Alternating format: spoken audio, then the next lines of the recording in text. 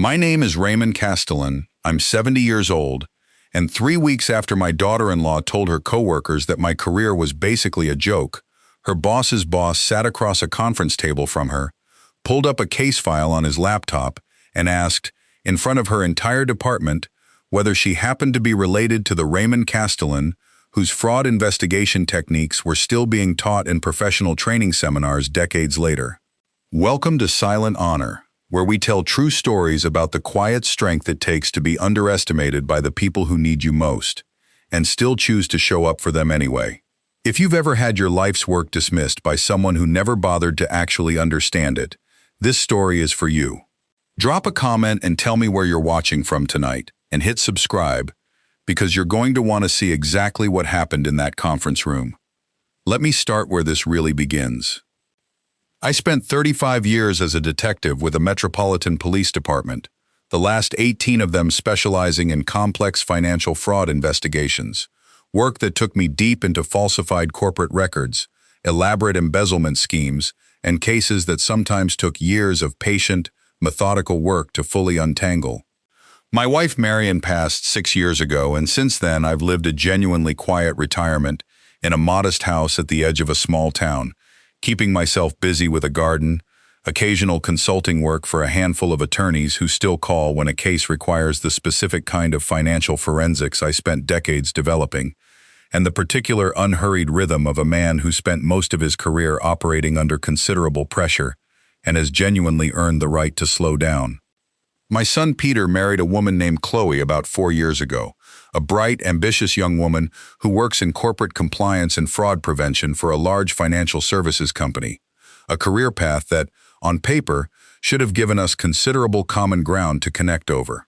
Instead, I noticed, almost from our first real conversation about our respective work, a particular dismissiveness in how Chloe discussed investigative methodology, a dismissiveness rooted, I've come to understand, in a specific generational confidence that older investigative techniques had been entirely superseded by modern data analytics and digital forensics tools. I want to be careful here because I don't think Chloe is fundamentally an unkind person. But over the 4 years of her marriage to Peter, I noticed a specific pattern developing in how she discussed my career. A pattern that eventually culminated in the exact comment that set everything else in motion.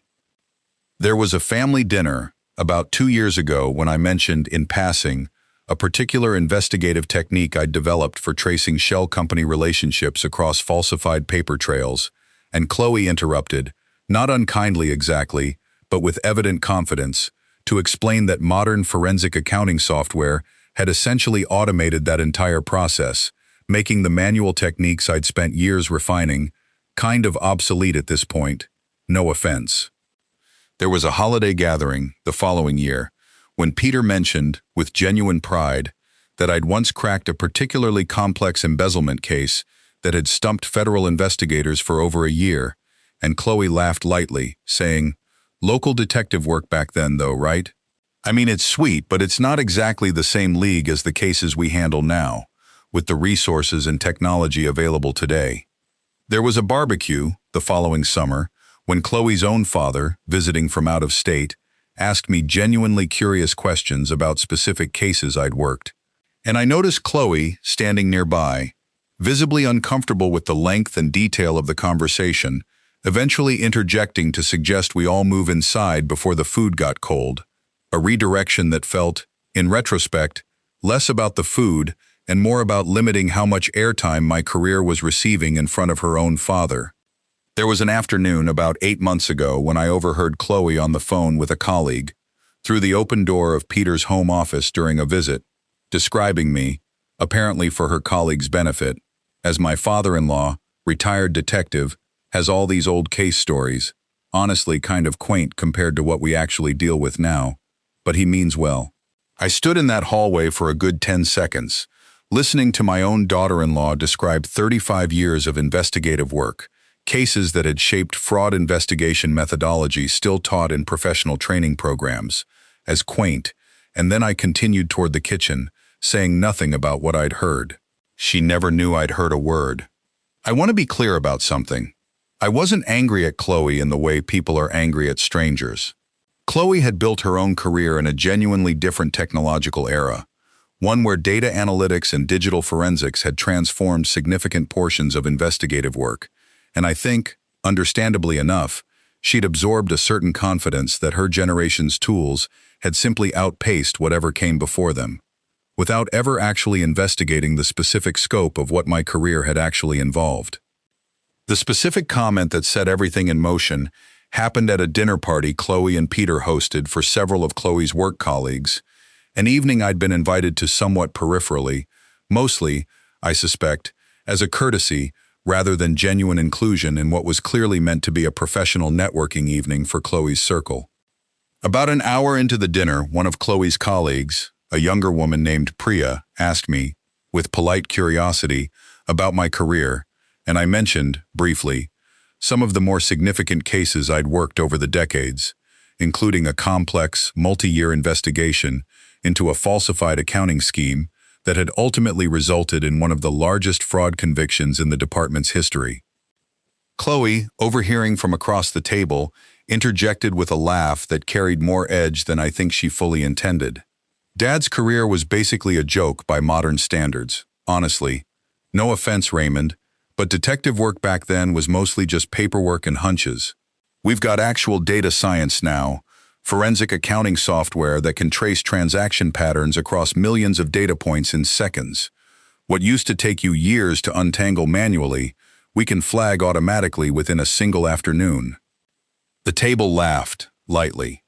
The particular laugh of people who don't fully register the weight of what's just been said, because the tone was casual and self-deprecating on its surface rather than overtly cruel. I want to be honest about what that specific phrase, career was basically a joke, did to me, sitting at my son's dinner table, having spent 35 years building an investigative reputation Chloe apparently believed amounted to little more than paperwork and hunches. I didn't correct her. I finished my meal, made polite conversation for the remainder of the evening, and drove home carrying a particular kind of quiet I didn't fully examine until I was sitting alone in my own house an hour later. Let me pause the story right here for just a second, because I want to ask you something, watching at home right now. Have you ever had decades of hard-earned expertise dismissed, casually, by someone who'd never actually investigated what that expertise involved? How did you carry that dismissal, knowing the truth but choosing not to argue the point in the moment? Tell me in the comments, because I read every single one, and if this story is already feeling familiar, go ahead and hit that subscribe button now, because what happened 3 weeks later is the part of this story you really don't want to miss. 3 weeks after that dinner party, Chloe called Peter, her voice carrying an unusual mixture of excitement and disbelief that Peter later described to me in considerable detail. She'd been assigned, as part of a complex ongoing fraud investigation at her company, to review historical case precedents for a particular type of shell company scheme, research that had led her department's senior leadership to convene a meeting reviewing notable historical cases in the field. I want to describe what happened in that meeting exactly, as Peter later relayed it to me, because it's the moment everything changed, and it began without me being present for any of it directly. Chloe's boss's boss, a senior vice president of corporate compliance named Marcus Webb, a man with his own extensive background in federal financial crimes investigation before moving into the private sector, was reviewing case precedents with Chloe's team, pulling up historical files relevant to the shell company scheme they were currently investigating.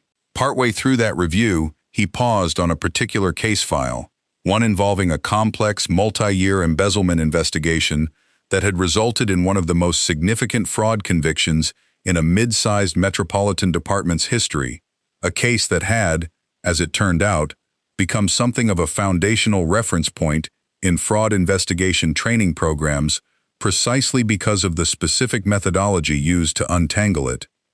This case, Marcus said, according to Peter's account of what Chloe later described, is genuinely one of the most elegant fraud investigations I've ever studied. Detective Raymond Castellan basically wrote the playbook, still referenced in training programs today, for tracing falsified paper trails across shell company networks before digital forensics tools existed to automate any of it. I actually cite this exact case in seminars I occasionally teach on investigative methodology. Chloe, according to Peter, went very still, hearing that name spoken aloud in a professional context she'd never once connected to her own family. Castellan, she said. That's actually my father-in-law's last name. Marcus looked up from his laptop, genuine curiosity replacing his previous professional focus. Raymond Castellan is your father-in-law? The Detective Castellan who worked out of the Metro Department, specialized in complex financial fraud cases through the 80s and 90s? I think so, Chloe said, her voice, according to Peter, considerably smaller than its usual confident register. He's retired now. He mentions old cases sometimes, but I honestly never looked into the specifics. You should, Marcus said. This case file is essentially required reading in half the fraud investigation training programs I've encountered over my career. The manual technique he developed for tracing falsified paper trails before any of the automated tools we rely on today existed fundamentally shaped how an entire generation of investigators approached shell company fraud. I'd genuinely love to meet him sometime, if that's ever possible. I want to tell you honestly what happened when Peter called me that evening, relaying the entire conversation, because I think it matters. Something that had been quiet since that dinner party opened its eyes. Not with vindication exactly, but with a kind of tired, unexpected clarity. The specific stillness of a man learning, secondhand, that a stranger had extended, unprompted, exactly the recognition his own daughter-in-law had dismissed 3 weeks earlier, as basically a joke. "Dad," Peter said, "Chloe's genuinely shaken by this. She's been talking about nothing else since that meeting. I think she's realizing she said something pretty significant at that dinner party, and she doesn't quite know how to bring it up with you." Chloe called me herself the following day, her voice carrying a careful, uncertain quality I hadn't heard from her before. "Raymond," she said, "I need to talk to you about something, and I'm honestly not sure exactly how to start." "I think I already heard the general shape of it from Peter," I said, keeping my voice level. "I said your career was basically a joke," she said, and I could hear genuine distress underneath the words. "At that dinner party, in front of my colleagues. And it turns out my boss's boss, a man who's genuinely respected in this entire industry, considers your casework foundational to how fraud investigation training even happens today. I don't know how to reconcile what I said with what I've apparently just learned. I want to be honest about what I felt hearing that admission, because I think it matters more than a simple, generous forgiveness would suggest. I was genuinely moved that she'd called, genuinely moved that she'd sat with the discomfort long enough to actually reach out, rather than letting the moment pass unaddressed. But underneath that, something in me, the same part that had felt quietly dismissed at that dinner table, wasn't quite ready to simply absolve the entire comment without at least naming it clearly. "Chloe," I said, "I appreciate you calling, but I need you to understand something. I'm not upset because Marcus Webb's recognition validated my ego. I built that case methodology because the work itself mattered to me, because I genuinely believed in doing the patient, careful work required to hold people accountable for financial crimes that often go unpunished, precisely because they're so difficult to untangle.